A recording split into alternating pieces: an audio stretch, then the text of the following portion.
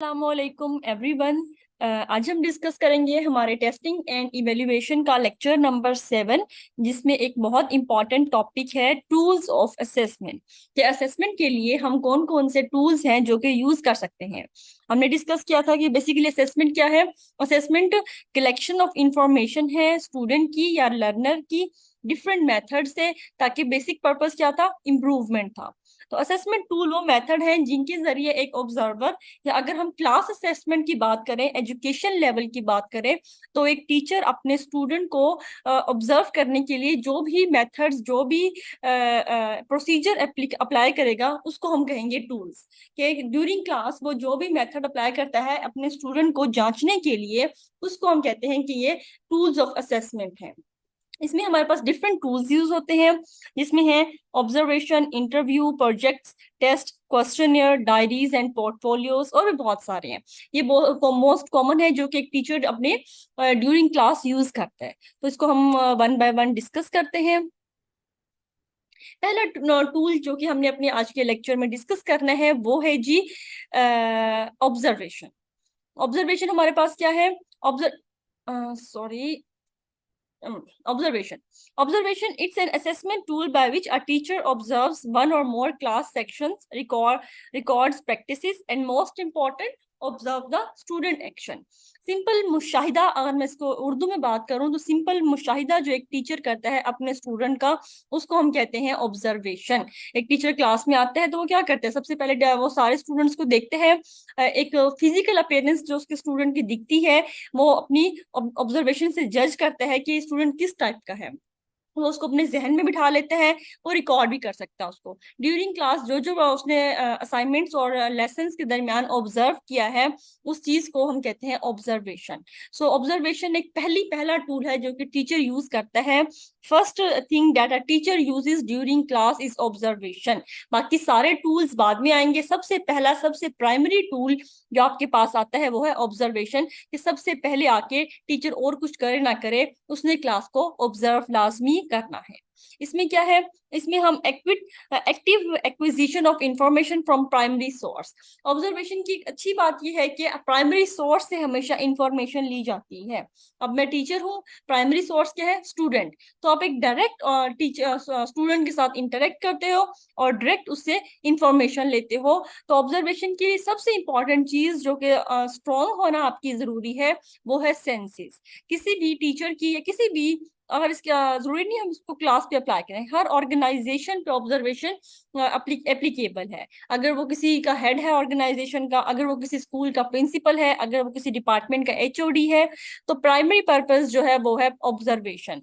अब किसी भी इंसान की सेंसेस जितनी स्ट्रांग होंगी, जितनी उसकी जजिंग एबिलिटी स्ट्रांग होगी, उतनी उसकी ऑब्जर्वेशन स्ट्रांग होगी। तो observation directly depends upon senses. के किसी भी आदमी की अगर वो देखते ही जज कर लेते हैं कि फलाना बंदा ऐसा है।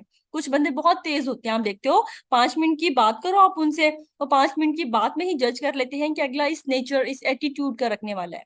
जबकि कुछ होते हैं जो 10 दिन भी क्लास ले लें टीचर्स, उनको पता नहीं चलता स्टूडेंट किस टाइप के हैं। वो अपने काम से काम आए, लेक्चर दिया और चले गए। क्यों? क्योंकि उनकी सेंसेस वीक है। तो ऑब्जर्वेशन के लिए मोस्ट इंपॉर्टेंट टूल जो कि होना जरूरी है किसी भी बंदे के पास, वो है सेंसेस। जितने आपकी सेंसेस स्ट्रांग होंगे, उतनी आपकी स्ट्रांग और कीन ऑब्जर्वेशन होगी, और उतना अच्छा आप ऑब्जर्व करके असेस कर लोगे।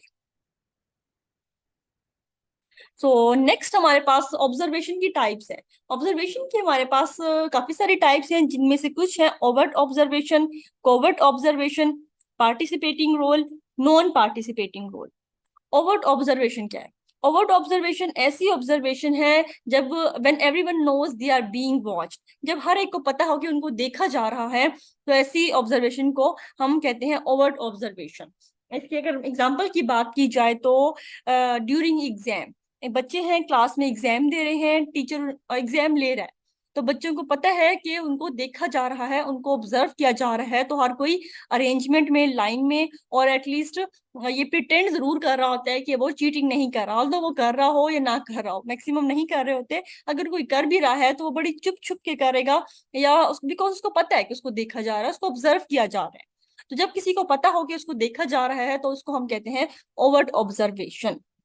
लाइक इसकी दूसरी एग्जांपल, एक एग्जाम, अगर आप क्वालिफाई कर जाते हो एफपीएससी के एग्जाम को, ठीक है, आप इंटरव्यू के लिए जाते हो, तो इंटरव्यू में क्या होता है कि आप सामने एक चेयर पड़ी होती है, तीन बंदे बैठे होते हैं, एक एचओडी बैठा है, दो टीचर्स बैठे हैं, तो आपको हैव अ सीट कह के आप बैठ जाओगे और आपसे क्वेश्चन करेंगे और आप उनका आंसर कर रहे होते हो। तो वो किस टाइप की ऑब्जर्वेशन है, वो आपकी सीटिंग स्टाइल, आपकी बॉडी लैंग्वेज, हर चीज को देख रहे होते हैं, हर चीज को ऑब्जर्व करते हैं।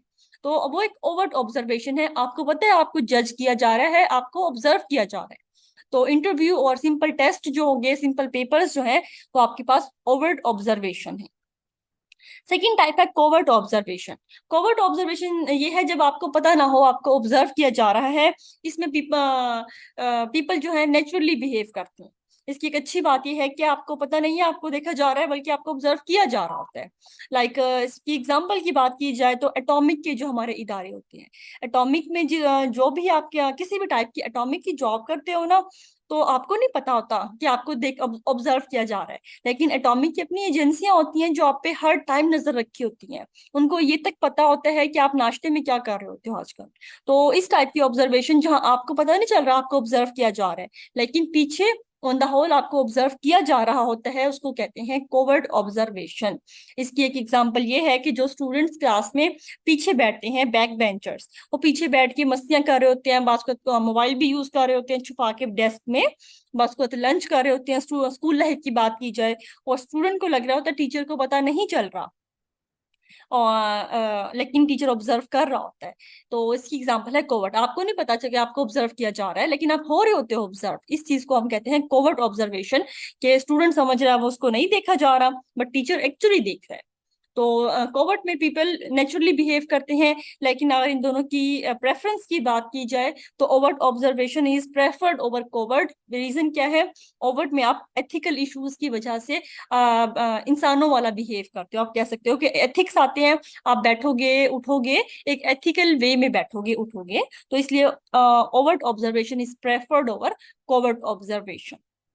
फिर आती है दूसरी टाइप जिनको हम कहते हैं पार्टिसिपेटिंग रोल या नॉन पार्टिसिपेटिंग रोल।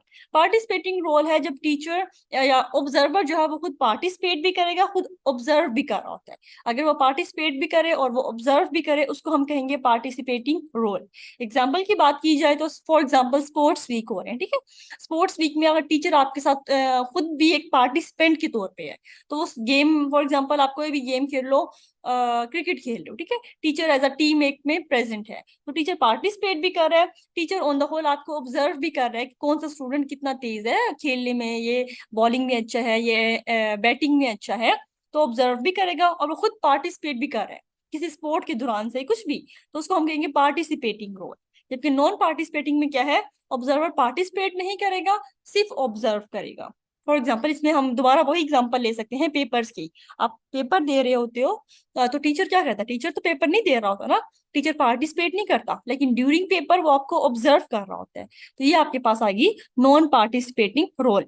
जब भी जो ऑब्जर्व करने वाला है वो पार्टिसिपेट कर रहा होगा तो पार्टिसिपेटिंग है, वो नहीं कर रहा तो नॉन पार्टिसिपेटिंग है।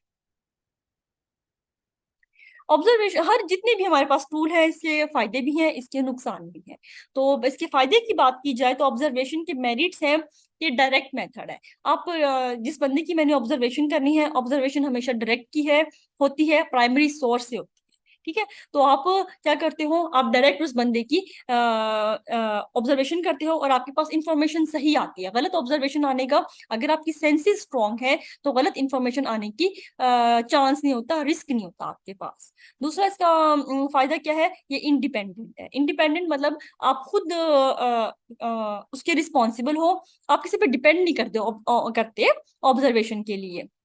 आपने अगर किसी बंदे की ऑब्जर्वेशन करनी है, आप उसको देखोगे, डायरेक्ट उसको देखोगे, प्राइमरी सोर्स वो बंदा है, और आप किसी पे डिपेंड नहीं कर रहे कि ये बंदा ऐसा है। गलती करोगे आप करोगे, नहीं करोगे तो आप नहीं करोगे, लेकिन आप इंडिपेंडेंट हो फॉर ऑब्जर्वेशन। और इट्स अ नेचुरल प्रोसेस के ऑब्जर्वेशन एक नेचुरल प्रोसेस है, अगला बंदा बिल्कुल नेचुरली बिहेव कर रहा होता है और आपने उसको ऑब्जर्व करना है। डीमेरिट्स क्या है? डीमेरिट्स में है ऑब्जर्वर्स बायस। पहला पहला कि अगर ऑब्जर्वेशन आपने, टीचर है उसने पूरी क्लास को लेके चलना होता है, ठीक है, लेकिन एक स्टूडेंट ऐसा है जिसकी पहले ही इमेज बहुत अच्छा है, तो टीचर उसको देखेगा भी अच्छी नजर से। अगर वो थोड़ी बहुत गलत हरकतें भी करेगा, टीचर उसको इग्नोर कर रहा होता है, कोई बात नहीं, अच्छा बच्चा है। लेकिन अगर किसी के खिलाफ पहले ही आपको थोड़ी बहुत चिढ़ो और वो कोई उल्टी हरकत करेगा तो आपको वो और ज्यादा उल्टी लगेगी। तो थोड़ा सा जो ऑब्जर्वर्स में एक डीमेरिट आता है वो बायसनेस का फैक्टर आ जाता है। अच्छी बुरी बायसनेस की बेस पे आप ऑब्जर्वेशन उसी टाइप की कर रहे होते हो कि किसी की अच्छी बात बहुत अच्छी लग जाएगी अगर वो बंदा ठीक लगता है, अगर वो बंदा बुरा लगता है तो उसकी बुरी बात इंतहाई बुरी लगेगी। तो this is one of the main demerit of observation. फिर क्या है, इफेक्ट ऑफ ऑब्जर्वर, वही बात आ जाती है काफी हद तक कि जो ऑब्जर्वर का माइंड सेट जिस टाइप का होगा उस पर काफी फर्क आएगा। लाइक ऑब्जर्वर का मूड बहुत बुरा है, जिस बंदे ने ऑब्जर्व करने हैं उसका मूड आज अच्छा नहीं है, अगर वो ऑब्जर्व करेगा तो वो सबको एक बिल्कुल कैजुअल वे में और बुरे मूड के साथ करेगा। तो बहुत ज्यादा फर्क आता है ऑब्जर्वर का मूड, ऑब्जर्वर की सेंसेस, ऑब्जर्वर की हर चीज उस टाइम 100% एक्यूरेट होना ऑब्जर्वेशन के लिए जरूरी है। फिर टाइम कंज्यूमिंग, अगर तो बंदे थोड़े हैं देन तो ऑब्जर्वेशन एक ठीक है, लेकिन आज क्लास बहुत बड़ी है तो हर एक को ऑब्जर्व करना टाइम कंज्यूमिंग भी हो सकता है और जरूरी नहीं है फिर हर एक की ऑब्जर्वेशन उतनी ही एक्यूरेटली हो। अगर ये ज्यादा बंदों की बात की जाए तो ज्यादा बंदों में observation is not an effective tool of assessment. ये एप्लीकेबल और अच्छा है जब आपके पास 10 से 12 20 बंदे हो, जब आपके पास लाइक इंट्री टेस्ट की क्लासेस होती हैं, एक क्लास में 200 बच्चे बैठे हैं, अब टीचर किस किस को ऑब्जर्व करेगा? वहां टीचर क्या करता है, वहां टीचर बस आता है अपना लेक्चर देते हैं, बिकॉज इतने बंदों को एक तो टाइम उसका आधा से ज्यादा टाइम लेक्चर देने से ज्यादा ऑब्जर्व करने में लग जाएगा बच्चों को। तो observation is effective when the number of learners is small. और लेस अंडरस्टैंडिंग का यही है कि अगर आपके सेंसेस स्ट्रॉन्ग है नहीं है अगर लेंसेज, तो आपके लिए ये ऑब्जर्वेशन बिल्कुल भी एप्लीकेबल नहीं होगा। इसके लिए तो सेंसेस का स्ट्रॉन्ग होना बहुत जरूरी है। और दूसरा, जरूरी नहीं है आप जो ऑब्जर्वेशन कर रहे हो वाकई ठीक है, बाजुकात आपको लग रहा होता है लेकिन वो खुद ना अक्सर बंदे डबल रिफ्लेक्ट देते हैं, देखने में कुछ रखते हैं अंदर से वो बहुत चेंज होते हैं। तो ऑब्जर्वेशन लेस अंडरस्टैंडिंग है, बाजुकात आपके पास गलत भी हो सकती है।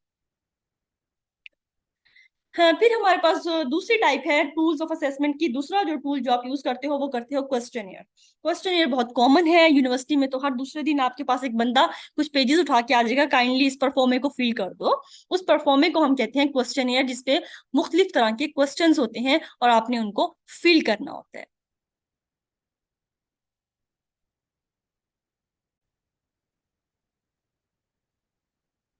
तो वो जो क्वेश्चनियर जो कि बंदा आपके पास उठा के आता है उसको आप कहते हो क्वेश्चनियर। इसकी एग्जैक्ट डेफिनेशन की बात की जाए तो है सेट ऑफ प्रिंटेड और written questions that may vary in options used for the purpose of study. Questionnaire, आपके पास एक सेट होगा क्वेश्चंस का, एक पेज होता है उसमें बहुत सारे क्वेश्चंस लिखे होते हैं, उसमें बहुत सारे ऑप्शंस होते हैं, बास को आपको फ्री एंड होता है, आप अपनी मर्जी से कुछ भी लिख सकते हो। तो इस टाइप का प्रिंटेड पेपर जो कि आपके ओपिनियंस लेगा, जो कि जिसपे आपने अपने व्यूज बताने हैं कि मेरे इस क्वेश्चन के बारे में ये व्यूज हैं, और इसका बेसिक पर्पस जो होगा वो उस इंसान की असेसमेंट करना होता है, तो इसको हम कहते हैं क्वेश्चनियर। इसके 4 बेसिक पर्पसेस हैं। सो कलेक्ट अप्रोप्रिएट डाटा, इसमें क्या है कि आपने डाटा को कलेक्ट करना है अच्छे तरीके से। उसके बाद आपने जो अपनी एनालिसिस है, जो डाटा कलेक्ट किया है उसको कंपेयर करना है। उसके बाद आपने इसमें बायसनेस इन मिनिमाइज करनी है, बायसनेस इन आस्किंग क्वेश्चन, जो आप क्वेश्चन पूछ रहे हो वो बायस ना हो, वो एक जनरल क्वेश्चन हो। और उसका 4 स्टेप है एट द एंड, यहाँ पे मेंशन नहीं हुआ कि आप उन कंपेयर करके अपना रिजल्ट इंटरप्रेट करते हो। ठीक हो गया, डाटा कलेक्ट करना है। जितने 10-12 लोगों से फॉर एग्जांपल हमने छोटा सा एक सर्वे किया क्वेश्चनियर का, 10 क्वेश्चनियर थे, 10 लोगों को दिया, उन आपने उनको दिया, आपने उनको फिलिंग करवाई, उनको फिर आपने वापस लिया, आप कंपेयर करोगे, कंपेयर करने के बाद अपना क्वेश्चंस जो होंगे आपने इस टाइप के बनाने हैं कि वो सब में एक जैसे हो, उनमें कोई बायसनेस ना शो हो रही हो, और एट द एंड उनको कंपेयर करके आप अपने रिजल्ट को इवेल्युएट करोगे और असेस कर लोगे कि 10 लोगों ने ये जवाब दिया है तो मतलब ये इस टाइप का इसका होना चाहिए रिजल्ट। क्वेश्चनियर की बात की जाए तो हमारे पास बहुत सारे टाइप के क्वेश्चनियर्स हैं, जिनमें से मोस्ट कॉमन है open ended questionnaires, closed format, yes और no format, Likert questions, bipolar question, leading questions, interpret questionnaires. पहला ओपन एंडेड क्वेश्चनियर क्या होता है? ओपन एंडेड क्वेश्चनियर जी आपके पास होता है, जिस तरह उसका नेम है कि आपके पास एक अपॉर्चुनिटी होती है to express the opinions in a free flowing manner, कि उसने आपके पे कोई ऑप्शंस नहीं दिए होंगे, उसने लाइंस छोड़ी होंगी और आप उसमें फ्री हैंड हो, आप कुछ भी लिख सकते हो। लाइक इसकी एग्जांपल की बात की जाए, फॉर एग्जांपल आपके पास है what are your future goals, explain in 2 to 3 lines. लंबा नहीं लिख देना, ये है मतलब फ्यूचर गोल्स। अब आपके कुछ भी हो सकते हैं, हर इंसान के अलग है, आप इसमें कुछ भी लिख सकते हो। I want to become a teacher because एक टीचर नेशन बिल्डर है। अब मैं डॉक्टर बनना चाहता हूँ बिकॉज डॉक्टर इंसान की खिदमत कर सकते हैं। जो भी what ever profession you adopt, आप उसके बारे में फ्री हैंड हो लिखने के लिए। आपको लाइंस दी हैं, ऑप्शंस नहीं दिए गए क्वेश्चन पूछ के। तो ऐसे क्वेश्चंस जिनकी कोई लिमिट नहीं है, जिसमें आप अपनी थॉट्स अपनी मर्जी से कुछ भी लिख सकते हो, उसको हम कहते हैं ओपन एंडेड क्वेश्चन। दूसरा है क्लोज्ड फॉर्मेट। क्लोज्ड फॉर्मेट देखो नाम से ही बता रहा है, इसमें आप रिस्ट्रिक्टेड हो, इसमें आपको ऑप्शंस दिए जाएंगे और उन ऑप्शंस में से ही आपको चूज करना पड़ेगा। तो ऐसे क्वेश्चनियर को हम कहते हैं क्लोज्ड फॉर्मेट के you are respondents are restricted to choose among multiple choice answers. इसमें fill in the blanks yes no की फॉर्म में हो सकते हैं, लेकिन वो खुद ही ऑप्शंस देगा, उन्हीं में से आपको चूज करना पड़ेगा। आप रिस्ट्रिक्टेड हो उन ऑप्शंस को चूज करने में। तो ऐसे को हम कहेंगे क्लोज्ड फॉर्मेट। फिर है यस और नो फॉर्मेट, कि एक क्वेश्चन पूछा हुआ होगा, उसमें आपने या तो एग्री करना है या डिसएग्री करना है, उसमें आपके पास और कोई ऑप्शन नहीं है, या यस या नो। लाइक मैं कहती हूँ कि जो सोशल मीडिया है वो इंसान के लिए बहुत फायदेमंद है, तो आप या तो कहोगे हाँ या फिर ना, बीच का कोई ऑप्शन नहीं है। तो जिसको लगता है सोशल मीडिया फायदा ज्यादा दे रहा है तो वो हाँ लिख देगा, क्योंकि इसके थ्रू बिजनेस हो रहा है, टीचिंग क्लासेस हो रही हैं, हम ऑनलाइन बहुत काम कर सकते हैं। जिनके पास जॉब नहीं है वो अपनी ऑनलाइन बिजनेस कर सकते हैं। लेकिन जो कहेंगे कि नहीं इसके फायदे कम है नुकसान ज्यादा है, तो वो नो देंगे। वो कह सकते हैं सपोर्ट में कि सी आई साइड वीक हो रही है, टाइम बहुत वेस्ट होता है, जनरेशन गलती मेथड्स की तरफ जा रही है, और इस कुछ भी कर सकते हो। तो यस या नो दो ही ऑप्शंस हैं। फिर है लाइकेड क्वेश्चंस। लाइकेड क्वेश्चनियर में आपको एक क्वेश्चन दिया जाता है, उसमें आपको 4-5 ऑप्शन दिए जाते हैं। आप इससे लाइक करते हो, स्ट्रांगली एग्री कर रहे हो, एग्री कर रहे हो, न्यूट्रल हो, स्ट्रांगली डिसएग्री कर रहे हो, डिसएग्री कर रहे हो। तो मतलब आपकी लाइकिंग्स क्या हैं, उस हवाले से जो क्वेश्चंस होंगे उनको आप कहते हो लाइकेड क्वेश्चंस, कि हाउ स्ट्रांगली जो है respondents agree to a particular statement. फिर है बाइपोलर क्वेश्चन। देखो नाम से पता चल रहा है वो किस टाइप का क्वेश्चन है। बाइपोलर में क्या है, two extreme answers written at the opposite sides of a scale, के आपको दो ऑप्शंस दी जाएंगे और बिल्कुल एक्सट्रीम पे होंगे। ये नहीं है कि बीच के ऑप्शन हाँ या ना, 100% हाँ 100% ना। तो एक्सट्रीम एंड्स पे जो ऑप्शंस दिए जाए उस टाइप के क्वेश्चन को आप कहते हो बाइपोलर क्वेश्चंस। फिर आपके पास है लीडिंग क्वेश्चंस। लीडिंग क्वेश्चंस क्या होते हैं, that lead to a particular type of answer. Leading question ये है कि क्वेश्चन की प्रॉपर डायरेक्शन होगी, आपने उसी साइड पे जाना है, आप आगे पीछे नहीं चल सकते, वो खुद ही आपको उस साइड में लेके जाएगा। लाइक मैं आपको इसकी एग्जांपल दूं तो ग्लोबल वार्मिंग। ग्लोबल वार्मिंग के इश्यूज क्या है, तो ग्लोबल वार्मिंग के इश्यूज कॉमन है, हर एक के दिमाग में एक ही आएंगे कि ग्लोबल वार्मिंग से क्या हो रहा है। ग्लोबल वार्मिंग से फ्लड्स आ रहे हैं भाई, पानी का लेवल बढ़ रहा है सी में, तो हमारे पास क्या हो रहा है, फ्लड्स आ रहे हैं जिससे इफेक्ट हो रही है पॉपुलेशन। तो मतलब एक लीडिंग क्वेश्चन है ग्लोबल वार्मिंग के। नाम सुनते ही आपको नेगेटिव इम्पैक्ट आता है, पॉजिटिव आई नहीं, कि ग्लोबल वार्मिंग है मसले आ रहे हैं। तो ऐसे क्वेश्चन जिनकी स्टेटमेंट पढ़ते ही आपको एक डायरेक्शन मिल जाए, तो ऐसे क्वेश्चंस को हम कहेंगे लीडिंग क्वेश्चंस।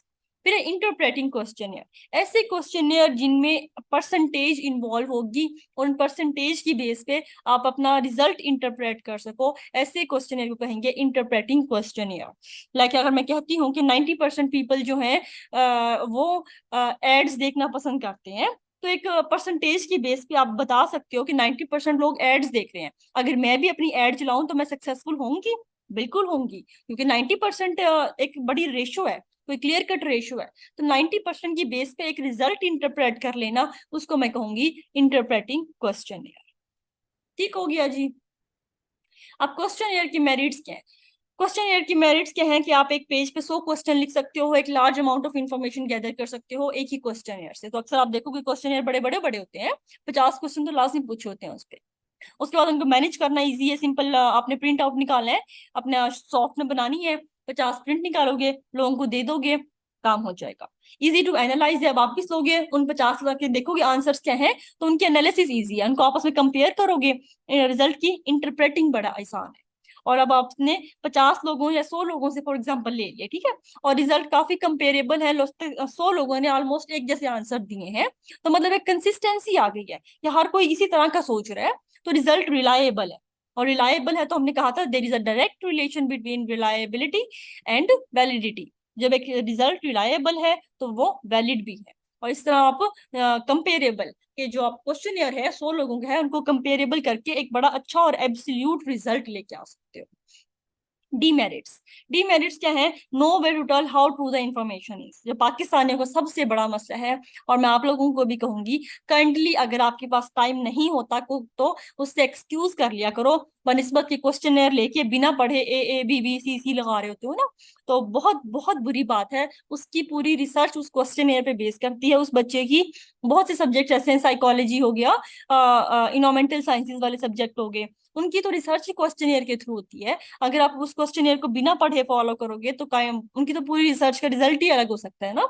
तो काइंडली काइंडली क्वेश्चनियर को आप अगर आप लेते हो तो उसको ईमानदारी से फिल किया करो, वरना एक्सक्यूज कर ले करो कि टाइम नहीं है, सॉरी मैं फिल नहीं कर सकता, वो किसी और को दे देगी। पर इस वक्त उसको बिना देखे A A B B लगा रहे होते हो। तो क्वेश्चन से ली हुई इन्फॉर्मेशन हमेशा सही नहीं होती। बाजू का अगले वाले के पास बंदे को टाइम नहीं होता, वो कह देता है 10 मिनट बाद ले जाइएगा, लेकिन उसने फीलिंग इसी तरह की होती है ए करके। Secondly, know way to tell how the thoughtful the respondent is. Respondent may understand question differently. For example, आपने क्वेश्चन लिख दिया है, आपका क्वेश्चन का मतलब कुछ और था और जिसने फिलिंग की है ना वो उसको थोड़े और तरीके से समझे, तो वो उसके मुताबिक आंसर देगा। तो क्वेश्चन इस वजह से कहते हैं बिल्कुल क्लियर कट बनाओ, लीडिंग क्वेश्चनियर्स होने चाहिए जो प्रॉपर एक दें। अगर थोड़े से भी क्वेश्चंस इस तरह हुए कि उसका थोड़ा डबल मीनिंग निकलता हुआ, तो उसकी इंफॉर्मेशन जो आप कलेक्ट करोगे वो गलत हो सकती है। क्योंकि जरूरी नहीं है कि आप जिस जो सोच रहे हो क्वेश्चन बनाते हुए जिसने फील करना है वो भी उसी एंगल से सोचे। अगर उसने किसी और एंगल से सोच लिया तो आपका क्वेश्चन यार गलत हो जाएगा। ठीक हो गया जी। फिर है इंटरव्यू। इंटरव्यू हमारे पास असेसमेंट का एक टूल है in which there is a formal face to face meeting held only for the sole purpose of assessment. कि इंटरव्यू आपके पास क्या है, एक असेसमेंट टूल है जिसमें formal face to face meeting, आमने सामने बैठे होते हो, जिसने आपका इंटरव्यू लेना है आप वो बंदा और आप देने वाले बिल्कुल आमने सामने बैठोगे और डायरेक्ट असेसमेंट होगी। इसका पर्पस और कुछ भी नहीं होता, बच्चे को क्लियर कट असेस करना होता है और इंटरव्यू के थ्रू सबसे बेस्ट असेसमेंट होती है। ओके, ना कोई तीसरा इन्वॉल्व है, आप हो जिसने करना वो है, और वो क्लियर कट आपको जज कर रहा होगा। तो हमारे पास इंटरव्यू की कितनी टाइप्स है? हमारे पास इंटरव्यू की दो टाइप्स है, एक है स्ट्रक्चर्ड इंटरव्यू, दूसरा है सेमी स्ट्रक्चर्ड इंटरव्यू। तो स्ट्रक्चर्ड इंटरव्यू क्या होता है जी? स्ट्रक्चर्ड इंटरव्यू हमारे पास ऐसा इंटरव्यू होता है जिसमें ऑलरेडी सारे क्वेश्चंस स्ट्रक्चर किए होते हैं और बार बार हर इंटरव्यू से जो भी आएगा बंदा वो वही क्वेश्चन का आंसर देगा। लाइक मैं जाती हूँ किसी इंटरव्यू में, 10 बंदे बैठे, ठीक है, एक जॉब है उसके लिए 10 बंदों को बुला रखा है, उन्होंने 5 क्वेश्चन बना रखे हैं, पेज पे लिखे होते हैं, स्ट्रक्चर्ड इंटरव्यू में बकायदा पेज पे लिखे होते हैं। बार बार वो हर आने वाली 10 बंदों से वही 5 क्वेश्चन पूछेंगे, उन 5 के क्वेश्चन के आंसर की बेस पे वो कंपेयर करके रिजल्ट या असेस कर लेंगे कि ये बंदा काबिल है, तो वो ऊपर वाले 2 बंदों को सीट्स दे देंगे, 2 सीट्स थी तो इससे ऐसे इंटरव्यू जिसमें हर आने वाले से एक ही क्वेश्चंस पूछे जाए उसको हम कहते हैं स्ट्रक्चर्ड इंटरव्यू। और सेमी स्ट्रक्चर्ड इंटरव्यू क्या होता है? सेमी स्ट्रक्चर्ड इंटरव्यू ऐसा इंटरव्यू होता है जिसमें हर आने वाले से अलग क्वेश्चन पूछा जाता है। उस टाइम जो बैठे होते हैं बंदे लेने वाले, उनके जहन में जो क्वेश्चन आया वो पूछ लेते हैं। तो ऐसे इंटरव्यू को हम कहते हैं सेमी स्ट्रक्चर्ड इंटरव्यू। पहले कोई क्वेश्चंस लिखे नहीं गए हुए, टाइम पर जो बंदा आएगा हर एक से अलग सवाल पूछा जाएगा। लाइक आप लोगों के जो FPSC के इंटरव्यूज होते हैं या PPSC के इंटरव्यूज होते हैं जॉब के लिए, वो सेमी स्ट्रक्चर्ड होते हैं, हर बच्चे से अलग क्वेश्चन पूछा जाता है। और जिसका जो नसीब होता है, बाज़ का सेमी स्ट्रक्चर्ड का एक बड़ा फॉल्ट ही होता है कि बाज़ का आपको कोई टॉपिक अच्छे से नहीं आता या आपकी वीकनेस है किसी टॉपिक में और एग्जामिनर को टॉपिक बड़ा पसंद था, आपकी बारी पे उसके जहन में वही आ गया और उसने उसी में से 3 सवाल पूछ लिए, तो ये एक बहुत बड़ा ड्रॉबैक है सेमी स्ट्रक्चर्ड का। उसके बाद जी हमारे पास मेरिट्स क्या है? इंटरव्यू प्रैक्टिकल होता है, बिल्कुल आप ये नहीं कह सकते मेरे साथ नाइंसाफी हुई है, उसको ज्यादा दे दिया, आप भी गए हो वो भी गए, दोनों का प्रैक्टिकल इंटरव्यू हुआ है, उसने ज्यादा अच्छे आंसर दे दिए हैं तो वो निकल गया। फेस टू फेस होता है, सामने सामने होता है, बॉडी लैंग्वेज बड़ी मैटर करती है इंटरव्यू के लिए, पार्टिसिपेशन दोनों साइड से इन्वॉल्व होती है, नॉट इन्फ्लुएंस बाय अदर। आप ये नहीं कह सकते दूसरे को ने नाइंसाफी कर दी मेरे साथ, आप खुद रिस्पॉन्सिबल हो इंटरव्यू में, अपनी बॉडी लैंग्वेज, अपने आंसर, अपने नॉलेज, आपकी स्किल, हर चीज इंटरव्यू में मैटर करती है। आप सही प्रैक्टिकल सामने फेस टू फेस बैठ के अपने आप को जज करवाते हो और वो क्या ये नहीं कह सकती एट द एंड कि मेरे साथ ना इंसाफी हुई इंटरव्यू में। फिर है डीमेरिट्स। डीमेरिट्स में है टाइम कंज्यूमिंग।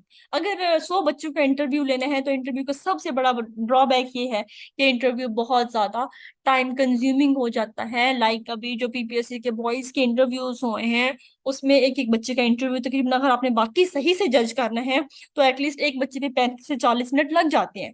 डेमो भी लेना चाहिए उसका व्हाइट बोर्ड पे, अगर वो एक टीचिंग का इंटरव्यू हो रहा है। उसे डेमो लो, उसे देखो कि उस बच्चे को पढ़ाना आता भी है कि नहीं। बात का नॉलेज सबके पास होता है, लेकिन उसको कन्वे करना बड़ी बात होती है। तो एक गुड टीचर की क्वालिटी ये है कि वो अपने नॉलेज को दूसरों को समझा भी सके। एक बच्चा जो बहुत ज्यादा निकम्मे दिमाग का है, उसके दिमाग में बात डाल देना बात तब होती है क्वालिटी, टीचर में वो होती है क्वालिटी। तो अगर आप सही से जज करना चाह रहे हो तो आपने डेमो भी लेने हैं, आपने उसके नॉलेज को भी देखना है, आपने उसकी बॉडी लैंग्वेज देखनी है, उसकी स्किल्स देखनी है, उसका वे ऑफ टॉकिंग देखना है। तो ये एक लंबा प्रोसेस हो जाता है, 40 से 45 मिनट कहीं नहीं गए। तो एक ये टाइम कंज्यूमिंग प्रोसेस बन जाता है इंटरव्यू। दूसरा ये कॉस्ट लगती है। हाँ, अगर कोई ये तो होगी बात, हम छोटे लेवल की कर रहे हैं। अगर जो बड़े लेवल के इंटरव्यूज होते हैं वो सही बड़ी बड़ी बिल्डिंग्स उनमें होते हैं। तो उसके लिए आपको प्रॉपर एक सीटिंग अरेंजमेंट, हर चीज अरेंज चाहिए होती है। तो आपके पास वहां पे वो कॉस्ट इफेक्टिव नहीं रहते, आपके पास एक एक्सपेंसिव प्रोसीजर बन जाता है। फिर इंटरव्यूअर बायस भी हो जाता है। बात का तो इंटरव्यूअर का कोई जानने वाला आ गया है, या उसके फॉर एग्जांपल जिसने इंटरव्यू लेना है, जो बच्चा आ रहा है वो उसके दोस्त का बेटा ही है, तो उसके दिमाग में थोड़ी सी नरमी आ जाएगी, वो उससे आसान क्वेश्चन पूछ लेगा। तो इंटरव्यू का एक ये बहुत बड़ा ड्रॉबैक है कि इंटरव्यूअर अगर बायस हो जाए तो बहुत ज्यादा जो इनका बेचारों का हक होता है वो छीन जाता है। और लैक ऑफ अटेंशन के इंटरव्यूअर को एक ड्रॉबैक ये भी है कि अगर बच्चों को ज्यादा लेना है, फॉर एग्जाम्पल बात का इंटरव्यू सुबह शुरू होते हैं 9 बजे और शाम को 5 बजे खत्म होते हैं। और ये बहुत बार बच्चे आके कह रहे होते हैं, स्टार्टिंग वालों के 40-40 मिनट का हो रहा है, 35 मिनट का हो रहा है, और आखिरी बच्चों को सिर्फ 5-5-10 मिनट में। क्या होता है कि जो लेने वाला होता है वो थक जाता है, वो भी इंसान है ना। तो वो थक गया है, उसकी लैक ऑफ अटेंशन, और फिर आखिरी बच्चों को उसने ऐसे टपाने वाले की। तो लैक ऑफ अटेंशन की वजह से भी बहुत ज्यादा गड़बड़ी हो जाती है। तो ये डीमेरिट्स है इंटरव्यू के। उसके बाद आता है पोर्टफोलियो। पोर्टफोलियो असेसमेंट का टूल है जो कि ऑल्टरनेट है क्लासिक क्लासरूम टेस्ट के, जो कि लर्नर्स अपने टीचर के साथ करेंगे। अब देखो सारी असेसमेंट या लर्नर्स ने जो सीखना है वो टीचर से सीख रहे हैं, ठीक है। लेकिन क्लास बेसिकली हम क्या करते हैं, क्लासिक सिस्टम क्या है कि क्लासिक सिस्टम में हम क्लासरूम में टीचर से सीख रहे होते हैं। लेकिन क्लासरूम के अलावा अगर कोई लर्नर टीचर के साथ कोई चीज सीख रहा है और टीचर उसको असेसमेंट कर रहा है अदर देन क्लासरूम, इसको हम कहते हैं पोर्टफोलियो। पोर्टफोलियो में क्या होता है, लर्नर्स के वर्क को इंक्लूड किया जाता है और उसकी प्रोग्रेस देखी जाती है over time. Other than class, other than class, ये चीज याद रखनी है। Alternate to classroom for assessment is portfolio. अगर अल्फाज लफ्जों में कहूँ कि क्लासिक क्लासरूम के अलावा अगर टीचर असेस कर रहा है स्टूडेंट को, उसको हम कहते हैं असेसमेंट। क्या होता है, टीचर उसको किसी इंडस्ट्रियल सेक्टर पे लेके जा सकते हैं।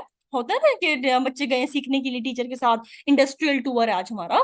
तो क्या होता है कि टीचर किसी इंडस्ट्री में बच्चों को ले जाता है, वहां बच्चे सीखते हैं, और टीचर असेस करते हैं टीचर बच्चों को वहां जाके कौन किस तरह सीख रहा है, कितना सीख रहा है, क्या कर रहा है। वो प्रोजेक्ट्स दे देता है बाज का इस तरह के कि बच्चे उसमें इन्वॉल्व हो जाए ओवरऑल, फिर बाद में उनको देख रहा होता है। तो other than classic classroom test के अलावा टीचर्स जो बच्चों को सिखाने के लिए एक्टिविटीज करेंगे और स्टूडेंट जो सीखेगा उसको हम कहते हैं पोर्टफोलियो। तो हम कह सकते हैं दूसरे अल्फाज में इसका नाम दूसरा है alternate to classic classroom test. Test classroom के अलावा जो काम होगा वो है पोर्टफोलियो। इसकी मेरिट क्या है, इसके मेरिट होंगे सेल्फ लर्निंग, कि स्टूडेंट सीख रहा है, खुद सीख रहा है सेल्फ, उसमें कॉन्फिडेंस आएगा, उसमें सेल्फ ट्रस्ट आएगा, और हेल्दी कंपटीशन होगा औरों के साथ, हेल्पिंग ईच अदर, कि पोर्टफोलियो के दरमियान स्टूडेंट्स एक दूसरे की हेल्प भी करते हैं लेकिन कंपटीशन भी रखते हैं कि मैं आगे आ जाऊं। तो ये बहुत अच्छी है पोर्टफोलियो, एक बच्चे की लर्निंग एबिलिटी के लिए बहुत जरूरी है। डीमेरिट्स क्या है, इसमें more summative user and difficult to receive results in individual manner, कि टीचर मोस्टली जो पोर्टफोलियो होती है वो ग्रुप्स की फॉर्म में दे रहा होता है। और उसके अलावा अगर वो किसी को ले भी जाता है, पूरी क्लास को बाहर ले गया है, तो ओवरऑल जो इसमें एक इंडिविजुअल का मैनर रिजल्ट होता है ना, वो थोड़ा अचीव करना मुश्किल हो जाता है। ओवरऑल सिमेटिव क्लास का आ जाता है पोर्टफोलियो, लेकिन इंडिविजुअल करना थोड़ा सा मुश्किल हो जाता है। दूसरा उसके लिए फैकल्टी टाइम रिक्वायर्ड, कि टीचर को पोर्टफोलियो के लिए देखो ऑल्टरनेट है ना क्लासरूम का, क्लासरूम के अलावा सीखना है। अब क्लासरूम के अलावा सीखना है तो मतलब टीचर को अपना थोड़ा सा एक्स्ट्रा टाइम देना पड़ेगा। अगर वो उसको कहीं बाहर लेके जा रहा है, स्कूल के ग्राउंड में सिखा रहा है, कुछ भी कर रहा है, क्लास के बाहर कर रहा है, ऑल्टरनेट कर रहा है बेसिक सिस्टम से, जो उसका रेगुलर सिस्टम है उससे हटके चीज कर रहा है, तो उसको थोड़ा एक्स्ट्रा टाइम भी देना पड़ेगा। एक्स्ट्रा टाइम देगा तो ये उसका एक डीमेरिट आता है कि अगर टीचर इतना कोऑपरेटिव है तो वो दे देगा, अगर टीचर ऐसा नहीं है तो वो पोर्टफोलियोज को प्रेफर ही नहीं करेगा। प्रेफर नहीं करेगा तो लेकिन पोर्टफोलियोज होने चाहिए ताकि स्टूडेंट की लर्निंग एबिलिटी बढ़ती रहे। तो ये हो गया कि आज के हमारे टूल्स कुछ, बाकी टूल्स को इंशाल्लाह हम नेक्स्ट क्लास में डिस्कस करेंगे। अल्लाह हाफिज।